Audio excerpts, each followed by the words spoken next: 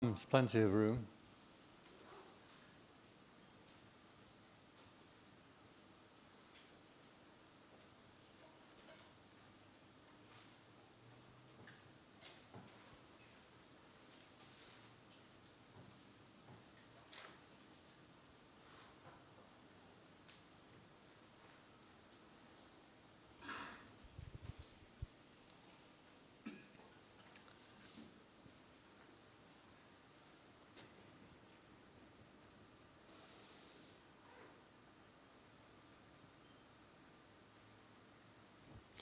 Okay, so imagine, if you will, a football at the base of the Eiffel Tower. Can you picture that? That is the proportion of a flu virus, of a virus on the base of your eyelash. A flu virus so tiny. And I say this because I got the flu yesterday. And it's quite remarkable how something so utterly tiny and minute can cause you suffering. It's very mild in my case. I'm already over it today, so I'm not sick.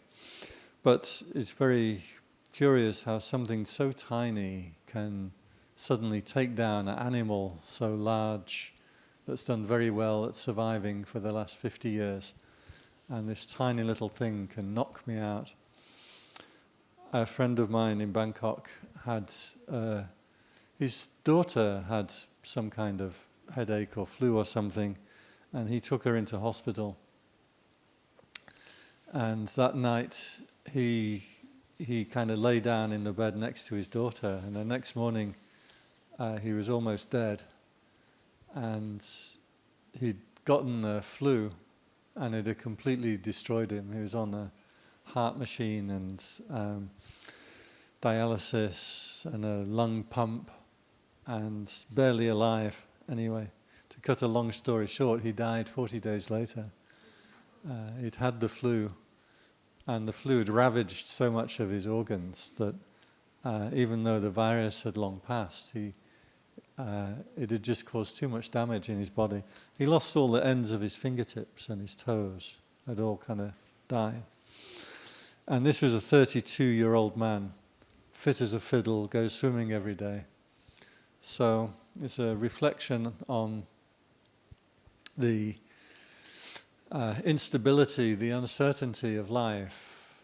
You feel that you deserve to live and be healthy.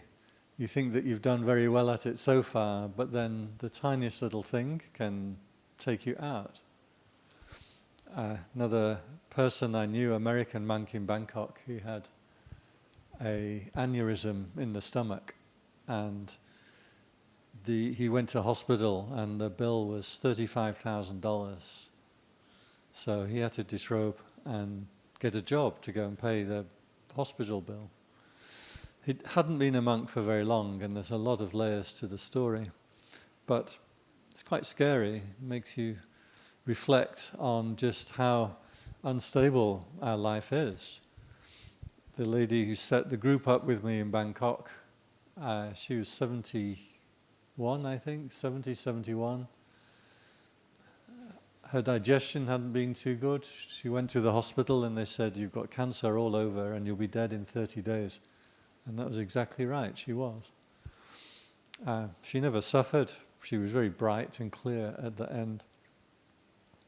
So this reflection on the uncertainty of life is something that we should hold close to us, because when you hold this reflection, it reorders your priorities somewhat.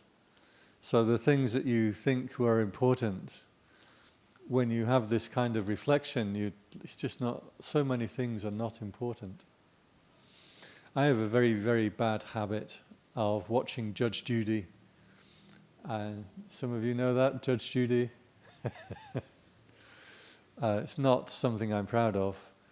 But occasionally I like to watch it. It's court cases, real court cases. And you see people with such kind of bickering and spite, taking each other to court over the tiniest little matters. Neighbours who argue about the fence that's 6 inches to the left or the right, or a tree that's dropping leaves on my roof, or something like that. If you hold in mind this reflection on the uncertainty of life, then it starts to reorder those priorities. A lot of things that you want to control in your children, or in your parents, or in your boss, or in your employees, actually don't really matter too much. A lot of the things that you want to get and have, if you hold this reflection in mind, you can suddenly realize that you're forgetting the human beings in front of you. And what's important is the way that we treat each other. So this reflection is something that the Buddha would regularly start his teachings with, because it will reorder, it will put into perspective many aspects of life and living. I think today we have probably the most remarkable success of humans. Some people believe that humans are diabolical, there's too many of us, and we're destroying the planet, and we're awful. But I think that our society is incredible, the way it is now. My grandparents' era, people marched off to war, you know. Millions of people marched off to Germany to war, millions of Germans marched off to Russia to war. 25 million Russians died fighting. I mean, it's insane. The amount of war that we have now is very small compared to past. Death and suffering from fire and flood is limited now. I had one friend, poor lady, was an Indian, and she was the boss of an Indian insurance company. And so she took on this posting to Thailand. She thought, that'll be nice. Thai people are nice. I like Thai food. And so she came to Thailand. And a couple of months after she arrived in Thailand, the great flood hit Bangkok. And this was 2 meters deep of water that flooded hundreds and hundreds and hundreds of miles. Can you imagine the claims that are going through her office? This poor lady just had a dreadful 5 years in Bangkok, processing all these claims. And so we have a remarkably stable, happy existence, right? Most of us are free from fire and flood and war. We have good enough health care. We have enough money. We have enough food. Don't know if some of you read that book, Stillness Flowing, the Ajahn Chah book. Anyone read that recently? All 800 pages of it? 3/4. There's a story in there that in the temple in Thailand, they had somebody had planted a pineapple, and everybody in the temple was licking their lips, kind of in anticipation of getting this pineapple. And then on the day that they went to get the pineapple and get this really nice, because the monks were living out in the forest and often would just get sticky rice and a banana, or sticky rice and some beans or something. So they were all really anticipating this pineapple. And then when they went to get it, one of the nuns had already dug it up and taken it off. They're all disappointed. These days you just get pineapple, right? Does anybody get excited over a pineapple anymore? We live in such a privileged, beautiful society.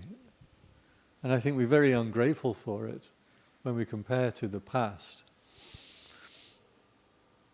I was reading this book, Silent Spring. Did anybody read that book? Very famous book from the 1960s. And this woman was saying how everything's poisoned, how we're dropping pesticides everywhere, everything's poisoned, and all the chemicals that we're pumping into the reservoirs are coming down through the water system, poisoning human beings, and then these chemicals combine and make other new chemicals that human beings have never experienced before. And I was reading this and thinking, water supply has been a very dangerous thing throughout history. A lot of waterborne diseases and dysentery and cholera and all these, terrible diseases. But one of the most remarkable things about all of our societies is we have this clean water. In England, you even flush your toilet with drinking water. It's crazy. So I think we should be grateful for our society around us, but also take proper opportunity of it. If we maintain this reflection on the instability of life, how quickly and easily it is that we can be taken down, thrown into desperate circumstances, it should reorder priorities a little bit. So as we maintain this reflection, then the things that we want to start to develop are more of the spiritual qualities. This will always happen. And the spiritual qualities are, again, something that often gets missed out in today's society. We don't really pick up and consider. But these are the things that you can take with you. These are the conditions that you've bred. I like the Buddha's way of describing it. He said, on what you think and ponder often, there is a leaning in the mind. I think this should be taught to all school kids around the world. That's on which you think and ponder often, there is a leaning or a bias in the mind. So this suggests that the way that you train yourself by accident for most people, by the way that you're taught by your parents, the mind will naturally pick up on these habits. So for most people, what do you lean your mind into? What do you think and ponder on often? You think and ponder on often TV shows, food. I've heard that's a big one. The things that you think and ponder on often are what you like and dislike, right? You have a boss at work who just gets under your skin and you think about it. He's so bad. Think and ponder on these things often. There's a leaning in the mind, or a habit, or a tendency. There's a very nice little poem. I don't know if it's attributed to anybody, but sow a thought, reap a habit. Sow a habit, reap a character. Sow a character, reap a destiny.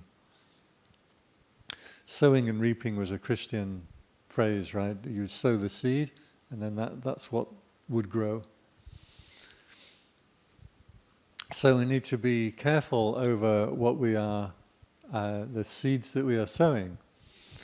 But there is a trick to this, and that is that I think psychology has had a big effect on the society around us, and psychological models. You may know that I studied psychology. I really love psychology, but there are some differences between it and Dharma. And so one of the things that I've noticed here, quite a few people have been asking me, things like, how do I be without desire? And if you think about the way psychology worked was personality models. So early psychologists wanted to make models of your entire personality so they can predict the way that you behave. They can analyze why you behave in destructive ways, self-destructive ways, and to try and change it. And Freud had some saying, he said something like, what I do is take a highly neurotic individual that can't function and make a highly neurotic individual that manages to function in society. Something like that. So in psychological models, you are carrying around a personality. They're called personality theories.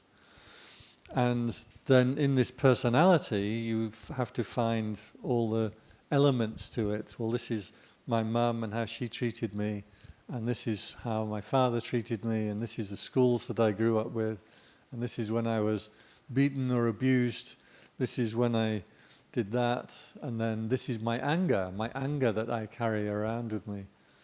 Few people ask me this, like, oh, I have so much anger in the world, how do I get rid of my anger? Well, these are psychological questions. I think they filtered down through psychology and suggest to us that we have this personality full, this bag full of personality traits and things that affect us.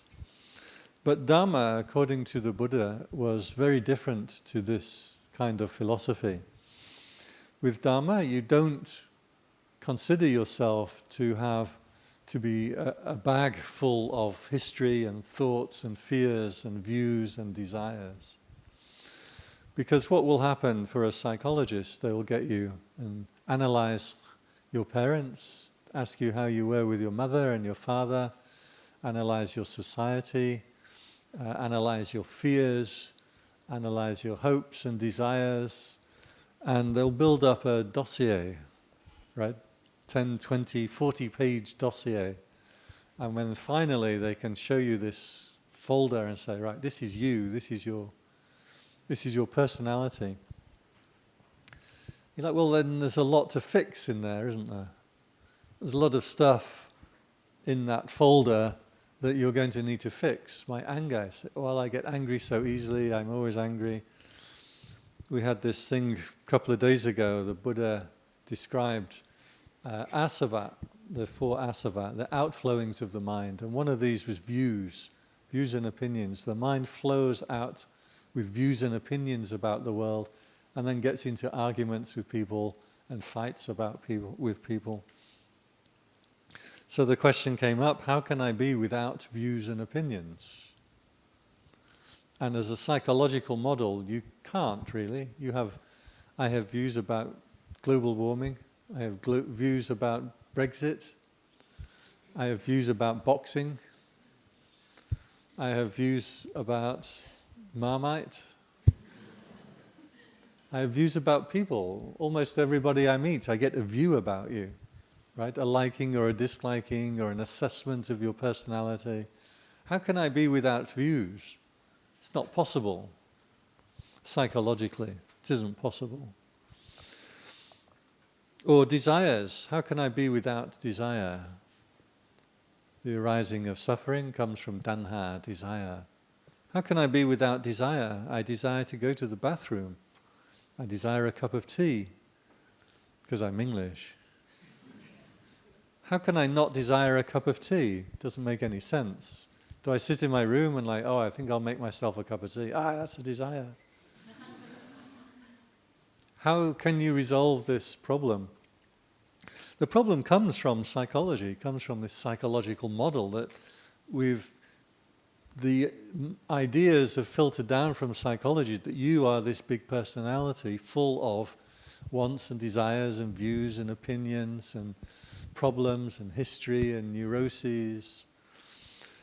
In Buddhism, we don't approach the self, we don't approach the being in that way. You may know the story of the queen who wanted to cover her entire kingdom with leather. Have you heard this story before? Most people haven't, that's good, I can do it. So the queen goes out one day and she stubs her toe on a rock. And so she says to her minister, I want you to get leather and cover everything in the entire kingdom with leather.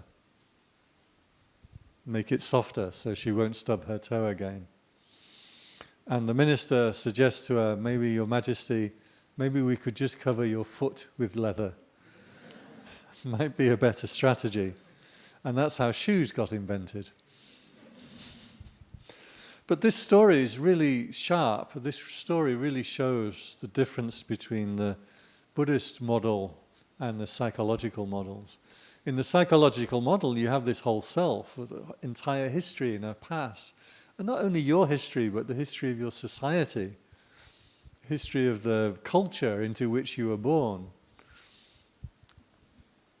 I like vegetarian food, and some people took me out the other day, but they took me to a restaurant that they thought I would like, which I would, but I wasn't feeling hungry. And I said, I don't really want to go here. They said, great, great.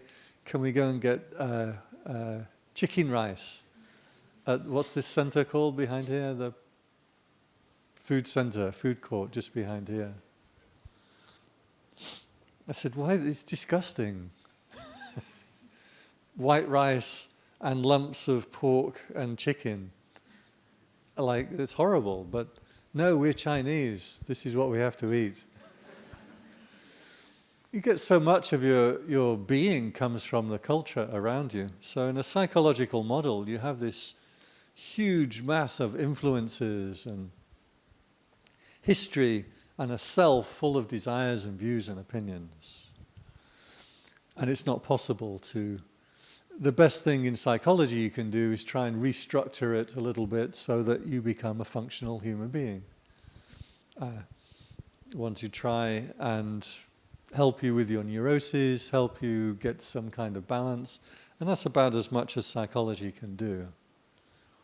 Psychology is actually quite effective at taking you from a neurotic, dysfunctional state and bringing you onto a functional state. But where do you go once you're a functional human being? Where do you go then? Is that it? Is that the goal of humanity, that you just get by in the world without causing too much trouble for anybody?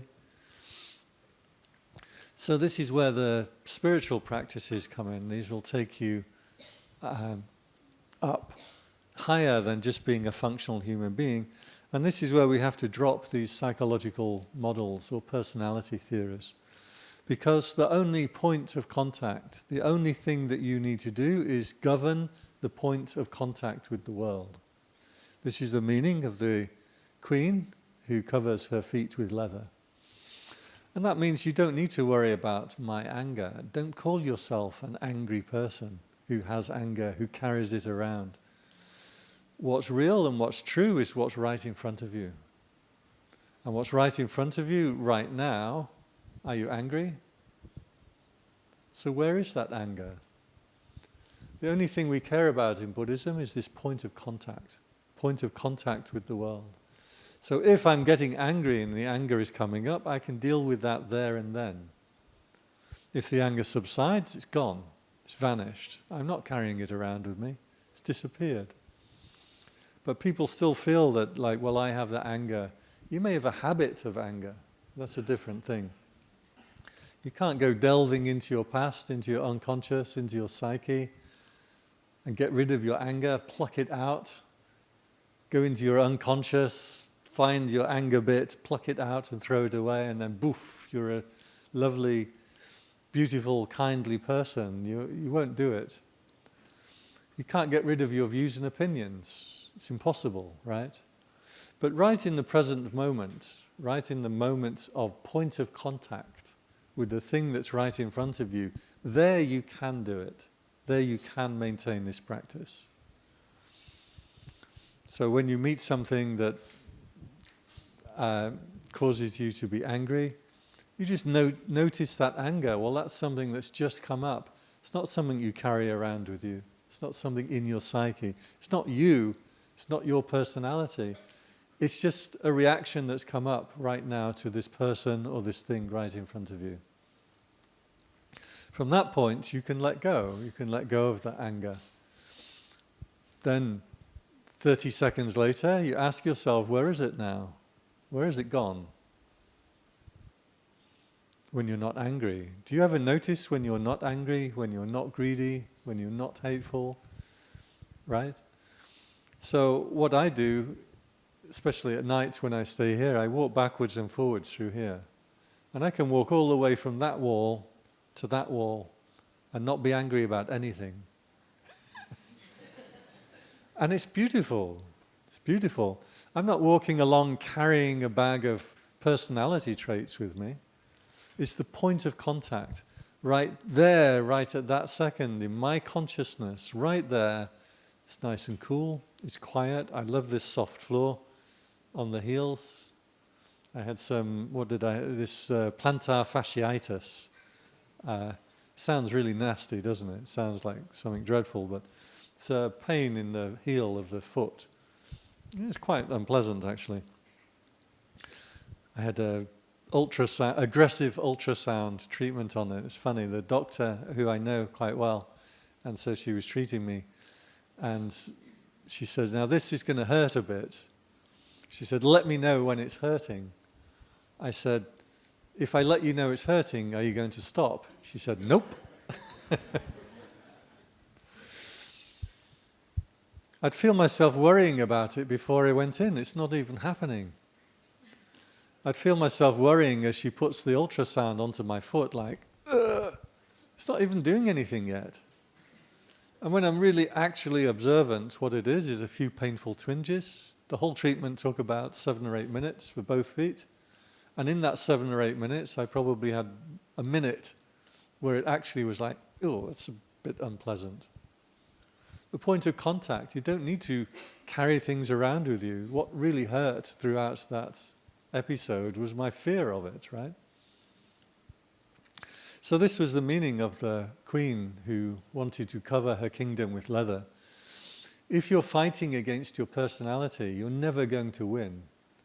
If you're doing battle with yourself, because you and yourself are equal adversaries. Some of you may know the story of the siege of Troy.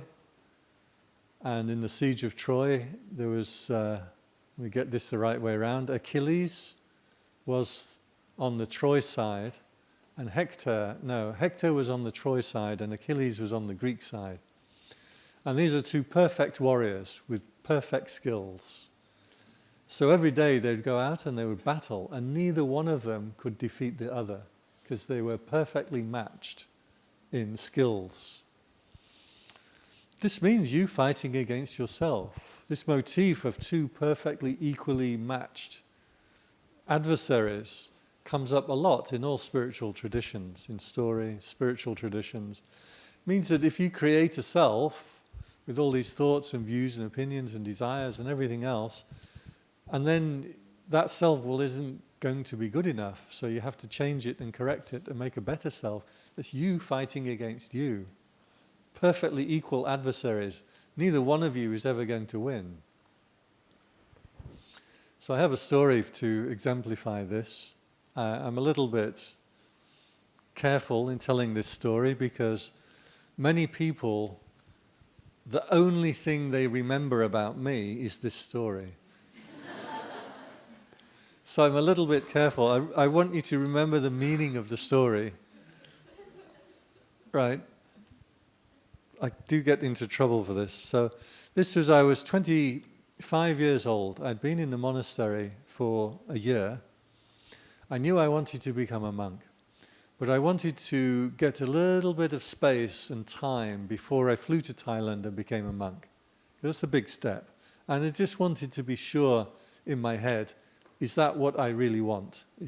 Am I suited to that life? It's a big commitment, it's a big change. At 25, if I'm not going to do that, I need to think up what career am I going to have, get some training, do some university or something.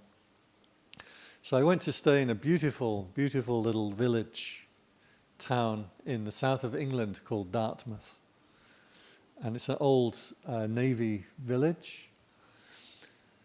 All the houses are kind of crooked and the roofs are sunk in, but by law you can't change anything because they're historic buildings. So you have these beautiful kind of piggly buildings. Most people put flower boxes out in front of their buildings. It's beautiful walking around in the flowers, a picturesque little town. And I got a job there as a chef. So I was working as a chef. And weirdly, I was quite enjoying my job. I'd only gone for a few months, but I stayed for a year. I was quite enjoying my job. Seagulls, the sound of seagulls, just for someone who's born inland, the sound of seagulls is just like magic. Fish and chip shops around everywhere, the boats in the harbour. It's wonderful. So I was working there for a year, and it's a very, very small place. The week that I got there, the local newspaper had front page headlines. Somebody vandalized the daffodils in the park. I'm like, yes, that's where I want to live. Where that's biggest news of the week was some vandalized daffodils. That's the kind of beautiful place I want to be. So I was there for a year, and because it's a small town, you get to know everybody in the town. You know who's who, and there's a lot of retirees. There's a lot of kind of tourists and people. But one of the people that worked nearby was the hairdresser, and she was rather attractive. And so, coincidentally, around that period in my life, I happened to need rather a lot of haircuts.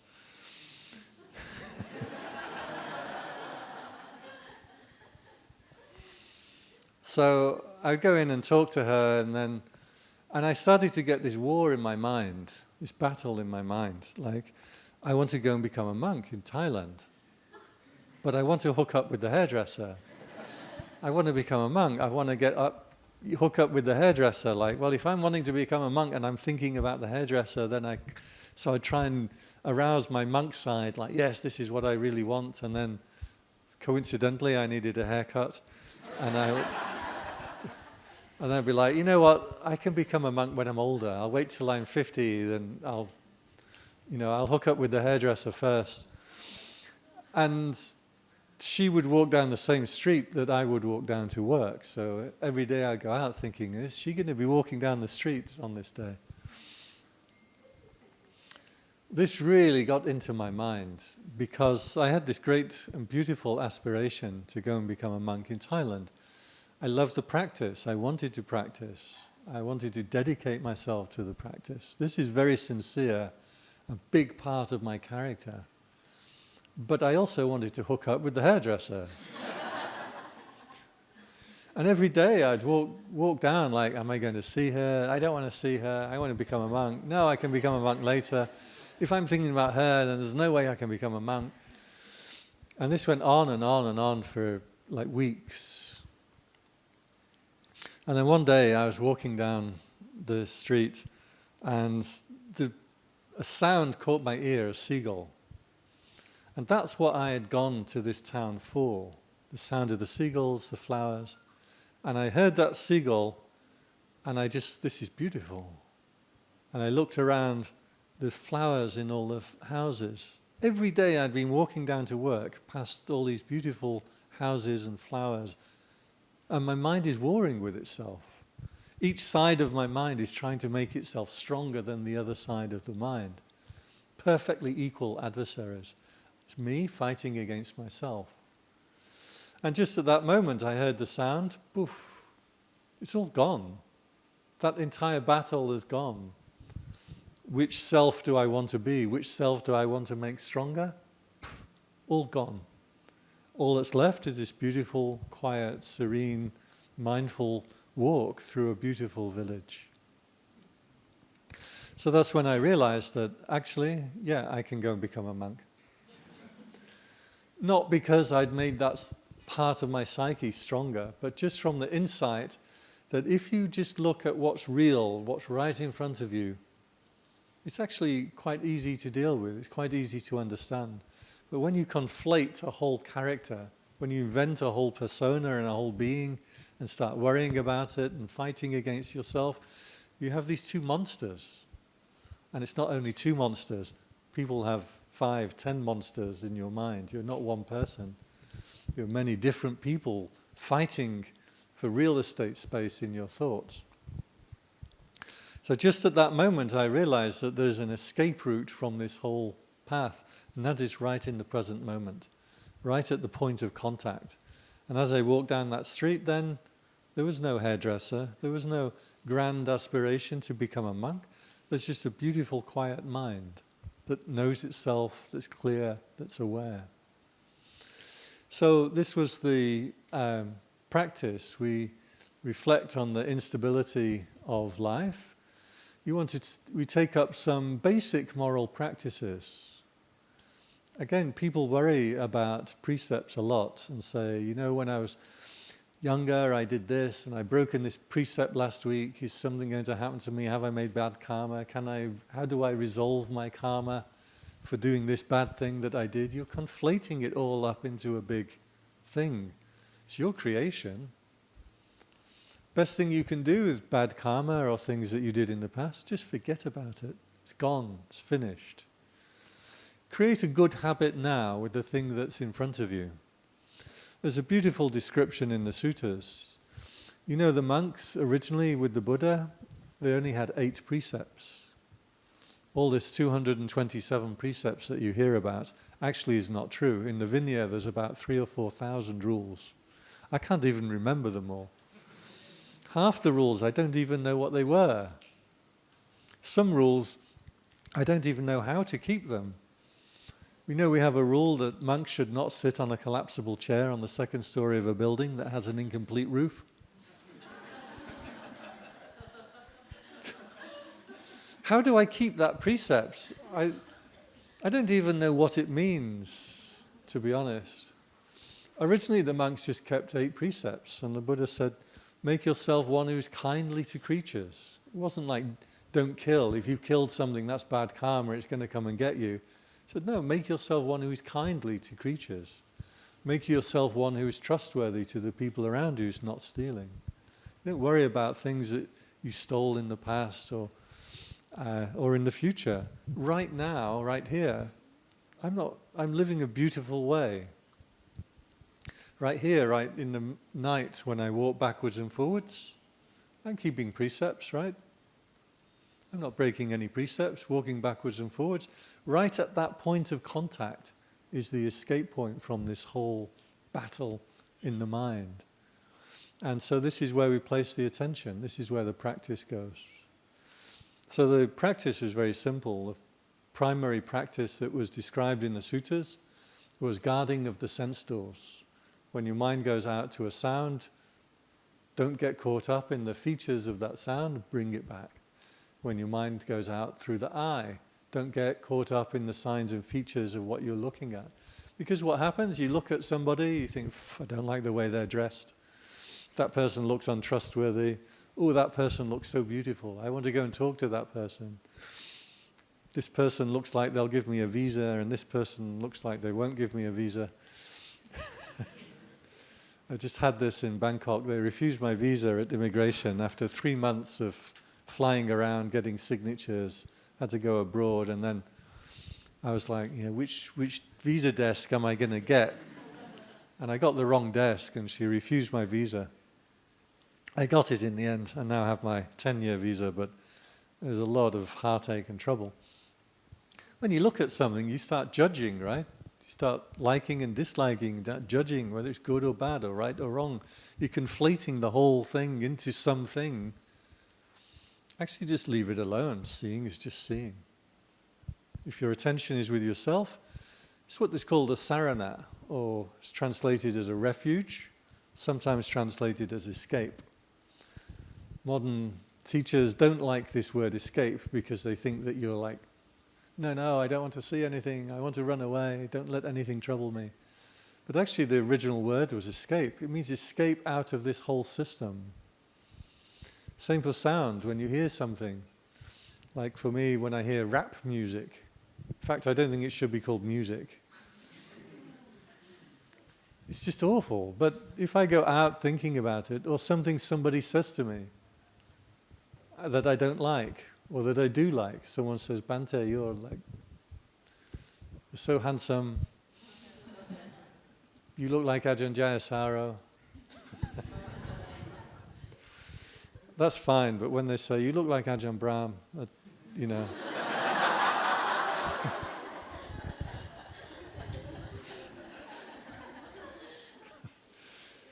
So the mind goes out through the ear. I like what you say, I don't like what you say, and I conflate it. You bad person, why did you say that to me? You're a lovely person, you said something nice to me. You conflate it into a whole thing. No need. The point of contact is the only point we need to worry about. And right there, when you feel your mind going out, don't get caught up in it. Bring your attention back. What happens is you start to get a sense of yourself when you're not looking at anything, when you're not listening to anything. And actually, you're still there when you're not looking, seeing, smelling, tasting, touching. Actually, there's still a sense of life and presence and life force and energy. And the energy starts to build up. Once you make this your refuge, you have a place to always go back to. You have a sense of solidity, of refuge, a place to settle your mind that's yours and is beautiful and is peaceful, independent to all the stuff that goes on in the world. If you don't have a refuge like this, you're always going to be blown about. When you gain something, when you lose something.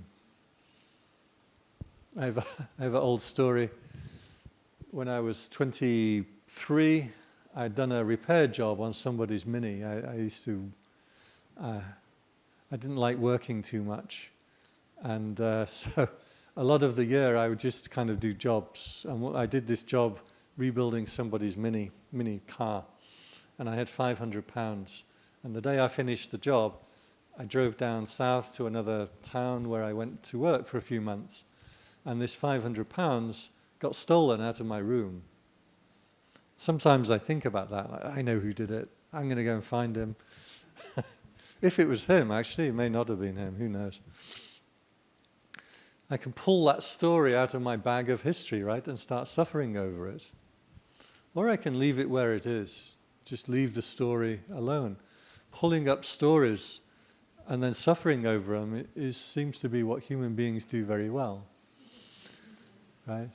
So this point of contact, when I find myself remembering it, I give it up.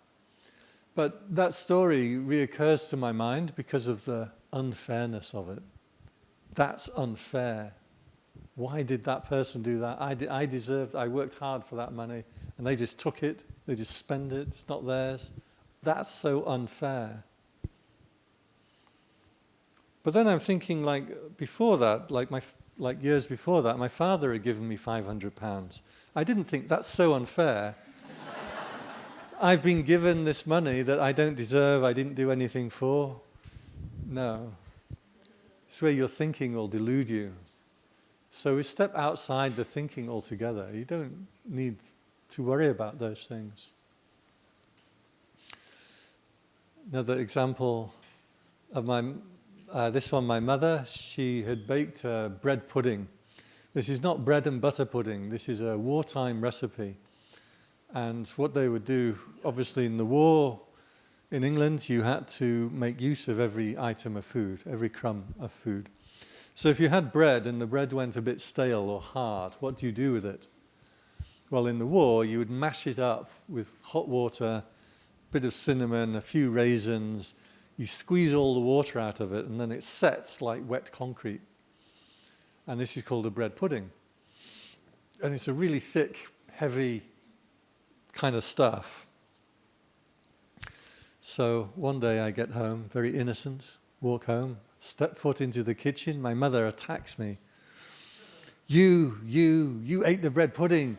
You horrible person. I spent all morning making that, and you've just eaten it. Like, I haven't seen a bread pudding. Liar, you're a liar. You ate it. You're selfish. I haven't seen it. I didn't even know about it. Yes, you did. And I said, a bread pudding like this. I said, look, a human being couldn't eat an entire bread pudding. She said, you could.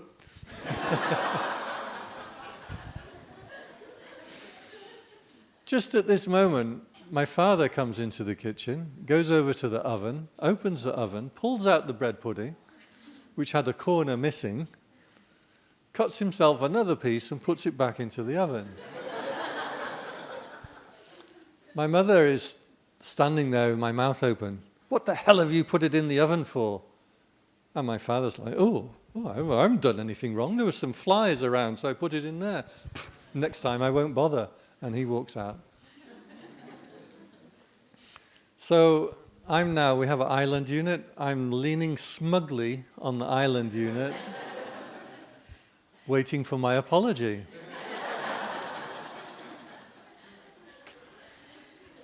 What do you think? Did my mother apologize? How can she not apologize? Hands up if you think she apologized. Not one person. No chance. She didn't apologize. I was like, come on, where's my apology?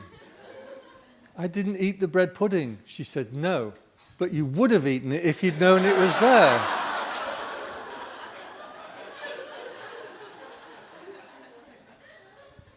So I was still in trouble. So the entire object of her anger, the entire reason for her anger has completely disappeared. But she's still holding on to this anger, still holding on to this mood. So this is what I want to offer up for reflection today, that these psychological models that have filtered down from psychology and have taught us, newspapers, TVs, magazines, they teach you how to deal with your anger. You get books on dealing with anger. You get books on every kind of self-help that you can imagine. And these are good. If you want to do psychology, that's fine. There's nothing wrong with that if you feel there are things you need to work on. But in terms of Buddhist practice, it's not necessary. The queen only needed to cover her feet with leather. You only need to worry about the point of contact with the world, what's right in front of you, right here, right now. If I'm acting with anger right now, I'll find a way to let go of that. Once I'm not angry, I should realize that it's gone.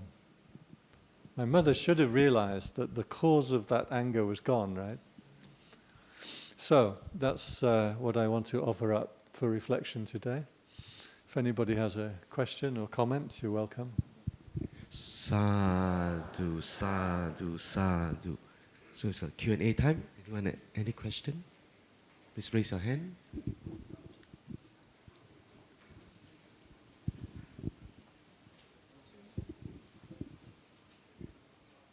Hello, I'm right here. Hi, I want to ask you, I would like to ask you about attachment and expectations. How would you, or how did the Buddha teach the monks about letting go of attachments and not having any expectations from anyone? A good example, because the idea to not have any attachments is outrageous. That's not possible. And a lot of people get this impression from Buddhism that attachment is the cause of suffering. Well, then I have to be without attachments. But I'm attached to my health. I'm attached to renewing my visa every year. I'm attached to my children. I'm attached to my parents. I'm attached to my practice. How can I be without attachments? It doesn't make any sense. But at the point of contact, there it makes perfect sense. There you can be completely without attachment, completely without desire, if you practice. If you're accustomed to bringing your attention back, what happens is when you sit and you say, okay, 20 minutes, I'm just going to sit and breathe, and then a thought comes up, right? Something about your family or something that is a valid thing. Your mind goes out to it. That's attachment. I like to say lure. Things lure your attention in. If you can let go of the lure in that moment, that's the only moment that counts. Re-establish your awareness. What happens is your mind becomes aware of the mind. Awareness becomes aware of awareness. Become very bright, very still, very happy. There is no attachment.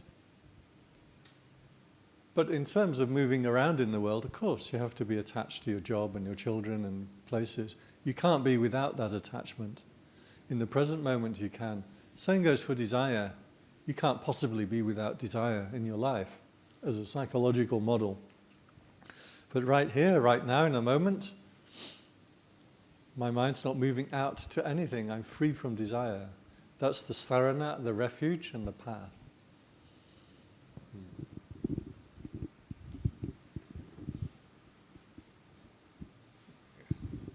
Yeah, thanks, Bante, for sharing the insightful discourse and using your personal example to illustrate it. I won't remember you as the monk with the hairdresser.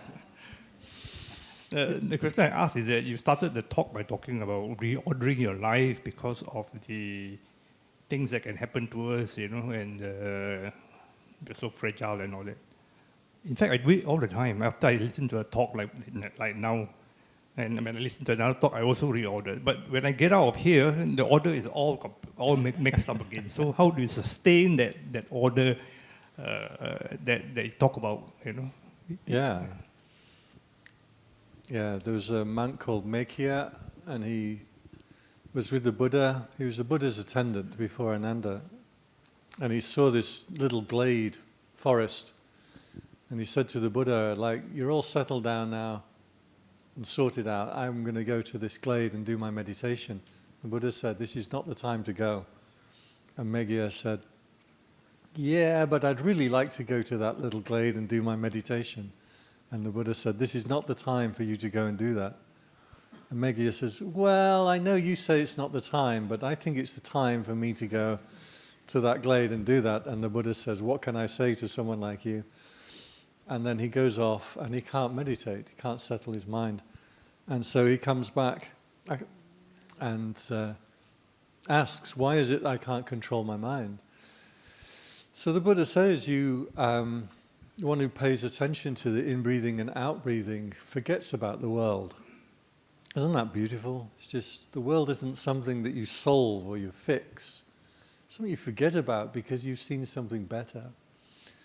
He also said, associate with wise people.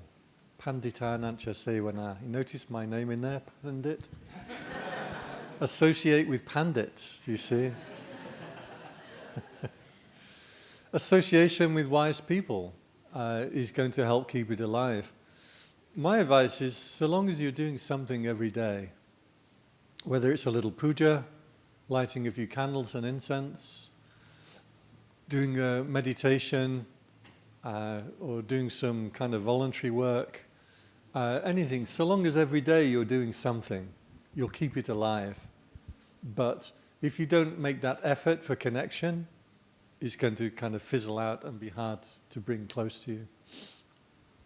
Yeah. But again, if you think about me when I go out and then the rest of my life, you're conflating this whole thing into a big thing. The actual trick is just that little escape route or that refuge. Like, you catch yourself, oh, right here, right now, it's all perfect. Yeah. Thank you. Thank you. Anyone? Any more question? You can raise a hand. Bhante, can I ask a question related to what you spoke about last week? About sometimes we can be aware, we can maintain the awareness when we are dreaming. Has this got to do with whether or not we can remember our dream when we wake up? So does it mean that if we are aware when we are dreaming, we can remember them? Yeah, while you're dreaming, and not only dreaming, but probably 90% of your thoughts during the day, you're aware of having them, but you have no memory of them. And people miss the fact that, you're dreaming at night. You're aware of the dream while you're dreaming it, but the second you wake up, you've forgotten about it. People don't realize that that's actually how you spend 90% of your daytime also. You were aware of the thoughts when you were walking here. You come by car or bus, or how did you come? Train? How did you come? I drove here. You drove here. So what were the thoughts in your car while you were driving here? Maybe the traffic. You can remember those thoughts about as well as you can remember your dreams. But at that moment, they were perfectly clear. So while you're dreaming, it's perfectly clear. Yeah. Thank you. What happens, if mindfulness is reasonably quick, you can catch yourself waking up. And what will happen is you'll just have your thoughts boom, going around randomly, scattered in a kind of dreamlike fashion. And then suddenly there'll be like a controller that just kind of, okay, what do I have to do today? And then that you can catch. And you see this whole self, this whole ego come up like, oh, what time is it? Where do I have to go? The cat needs feeding. And you're off. So watching this self come up is quite interesting as you come out of dreaming.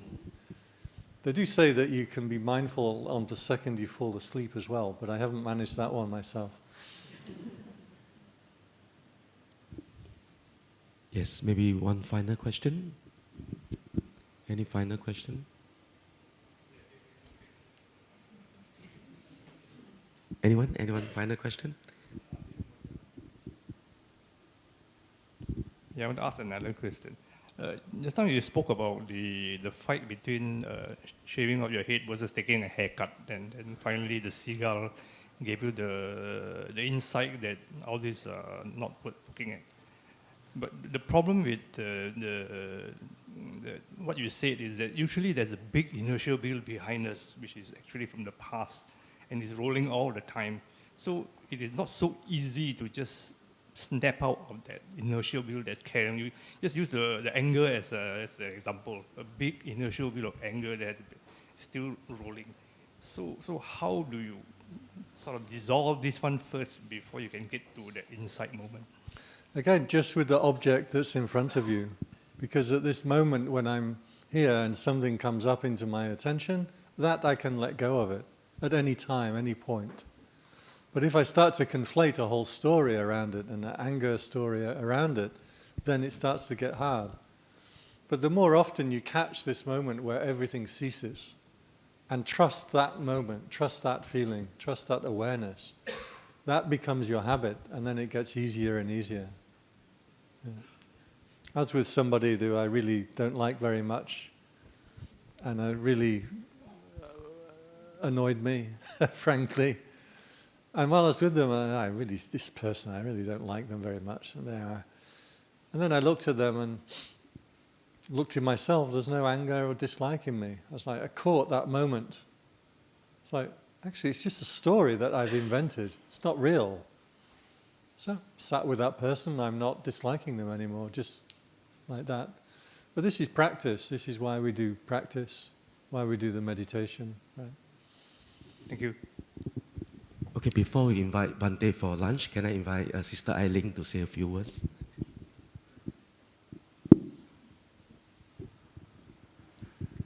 Thank you, Brother Tongju. On behalf of the BF Exco, the office staff, all the participants and retreatants, I would like to thank Bante so much for the more than 2 weeks of Dharma talks, master classes, sutta classes, Qigong retreat plus the one-day retreat. We have definitely overworked you. So thank you. Just make sure the one thing that you remember about me is not the hairdresser. the hairdresser.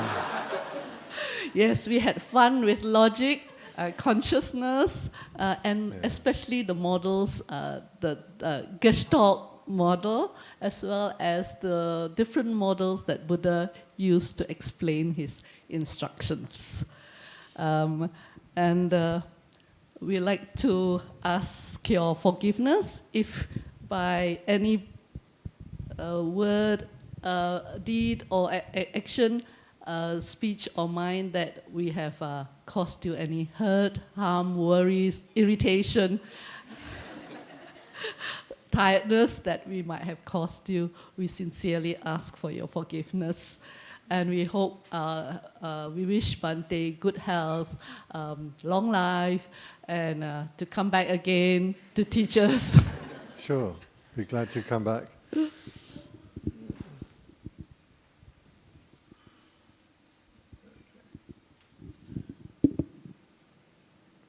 And also for myself, if I've hurt or offended or misguided anybody, I ask for your forgiveness for that.